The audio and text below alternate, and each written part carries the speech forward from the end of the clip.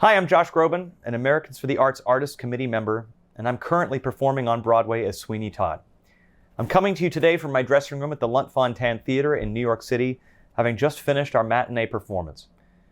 It literally takes a village to enable those of us on stage to do what we do 7 times a week. So I wanted to give you a real-time glimpse at how Broadway and the arts help drive our nation's economy. Now, Sweeney Todd alone employs hundreds of people daily, from those who do makeup and wardrobe to the backstage grips and technicians, not to mention the ushers, box office staff, security, and those who run the concession stands. And that's just the people on site. This magnificent theater was built in 1910, so you can be sure there are countless carpenters, plumbers, and electricians keeping this gem in operation. There are also hundreds more who work outside the theater in marketing, publicity, production, and so many other essential roles. These are all jobs that support households and the economy. You multiply that equation by the number of shows on Broadway, and it starts to make your head spin. The U.S. Bureau of Economic Analysis reports that the nation's arts and culture sector, including nonprofit, commercial, and education, is an over $1 trillion industry that supports 4.9 million jobs.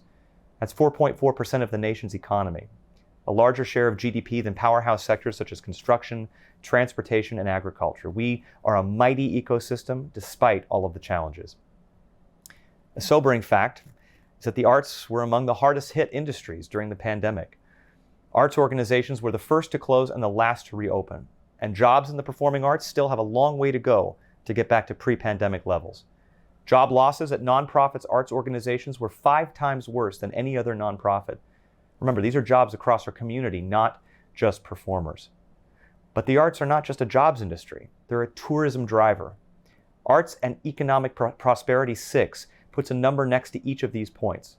Take attendees at arts events, for example. The typical attendee spends almost $39 per person above ticket price on meals, parking, and transportation every time they go to an arts event. Here's where it gets interesting. 1/3 of audiences come in from out of town, and they average over $60 of spending per person. When Americans for the Arts asked them why they were visiting, 77% said it was to attend that arts event.